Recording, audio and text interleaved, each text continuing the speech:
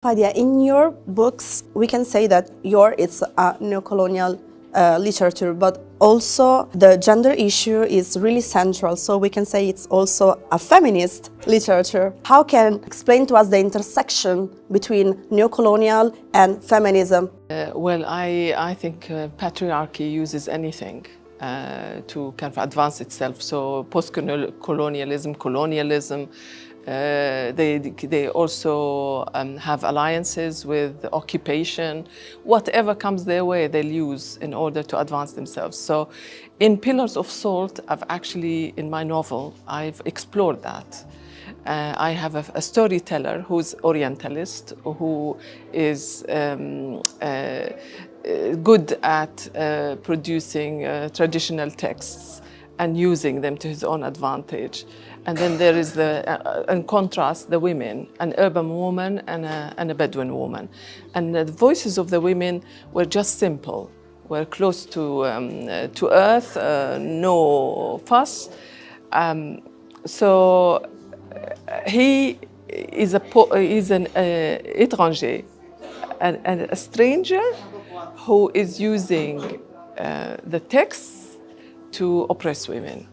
But then what I did is I turned the tables on him, not completely, because you can't, because things haven't changed, but turned the table that I gave the women the weight.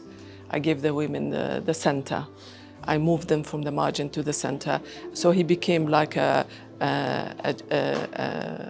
giant made of paper and collapsed. His narrative is full of lies, full of falsehood, and the narrative of the women is the real story. Speaking about women and female voices, see a difference between your generation of Arab speaker women with the new one that are speaking and telling our issues in a different way, or it's similar? Generalized, but what I can say is my influence was films. So my writing is filmic. They call it filmic. So I write in short scenes, they can be shot. But the younger generation, they have social media. So they've got Facebook, Twitter, Instagram. That language, that register, if you like, has changed and absorbed by the younger writers. So for example, in Saudi Arabia, a woman wrote a novel, a series of emails and texts. So you see, it's changed. But the issues that I started with, they have changed, but not that much I would say, on the important parts. So we're still tackling, I read young authors and I see what they're doing, and then you feel that sometimes we're reinventing the wheel because we are crying about the same thing, and the same thing is not changing.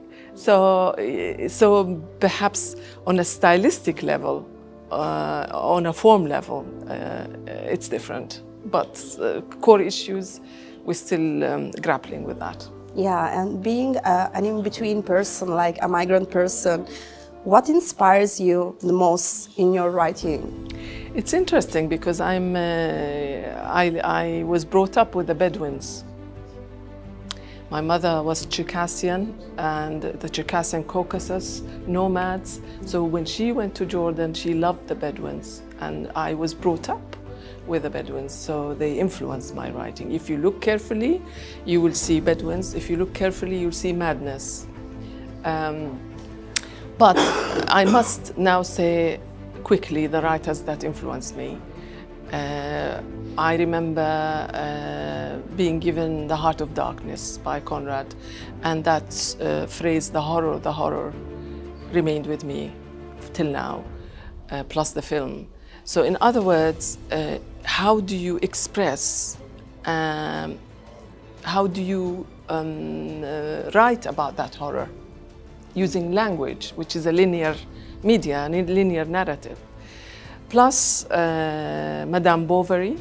Why? Because she's a prisoner of a provincial, difficult environment. It resonated with me personally, and maybe many Arab women. You find yourself a prisoner captured in an environment. And moving on, Toni Morrison, the way she clears the glass, I call it. She starts with a opaque scene, and then slowly the glass gets clearer. And I use that in my work. I love that technique. And finally, The Handmaid's Tale, Margaret Atwood. I want our Handmaid's Tale. I am hoping and waiting and waiting for a Handmaid's Tale. I think we need one. Thank you so much. Thank you.